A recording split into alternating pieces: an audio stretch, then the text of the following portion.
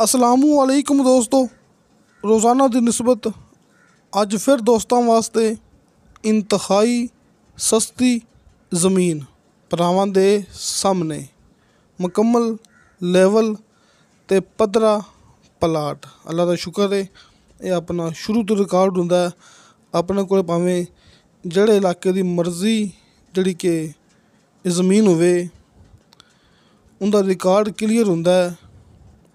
किसी किस्म का कोई मसला नहीं हुंदा, मुकम्मल गारंटियां होंदियां ने ते नीचे वाला पानी शर्तियां मिठा हुंदा है। खास लोकेशन विच इंतहाई कम कीमत हुंदी है, खास तौर ते कम कीमत।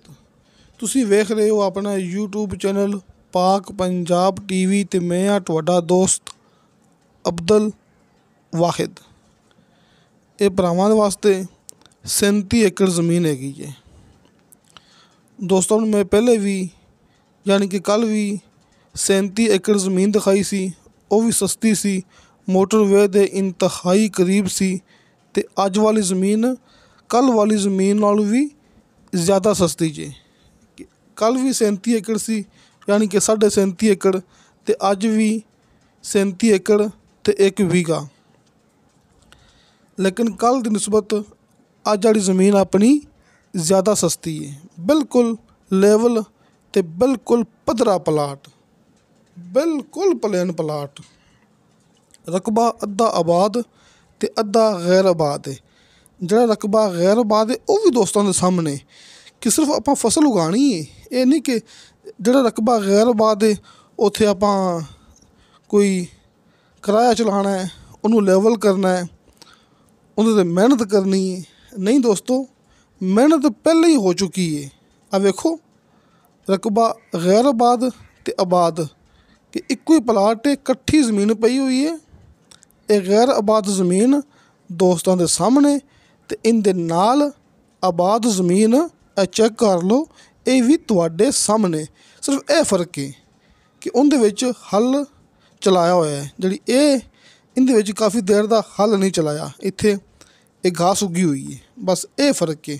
बाकी ज़मीन लेवल है, इंतहाई कम कीमत है। बिजली ते आबादी फिलहाल मौके तो नहीं हैगी, लेकिन इंतहाई करीब है। ते इंतहाई करीब जदों तुसीं दोस्त मौके ते आओगे ना, सज्जे खब्बे इत्थे डेरे बने हुए ने, बिजली हैगी है ते टरपैनां लगियां होईयां ने दोस्तों। मौके ते आस पास आपां दोस्तां नूं दिखावांगे, टरपैनां लगियां होईयां ने ते नीचे वाला पानी 80 फुट ते शर्तिया मिठा है। आपां जिन्नी गल करदे हुंदे ना कि 80 फुट 85 फुट या फिर 90 फुट उन्ना ही हुंदा है। वध घट कदे आपां गल ना कीती सी ना करनी है। 80 फुट ते दोस्तों नूं शर्तिया नीचे मिठा पानी मिलेगा।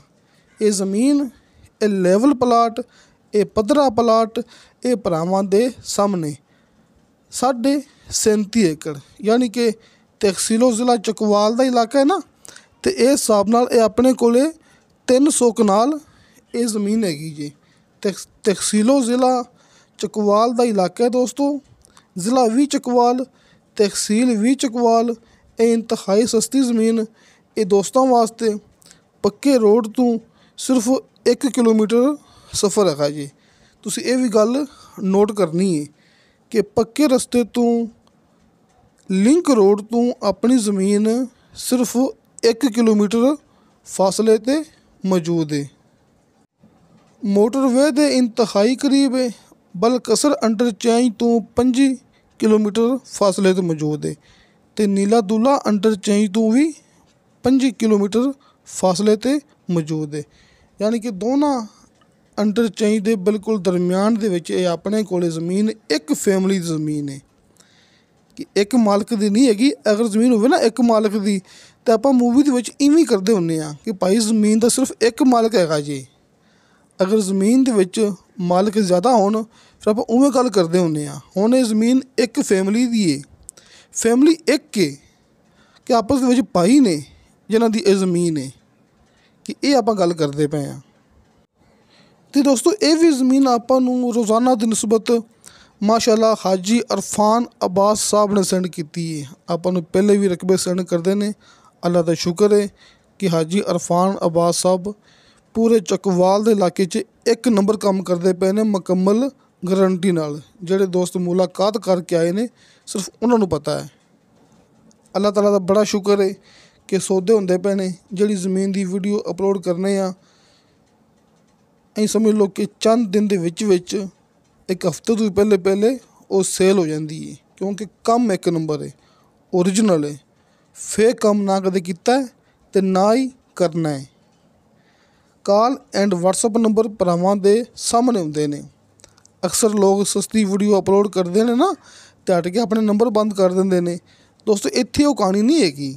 इत्थे कम 1 नंबर है, साफ शफाफ है।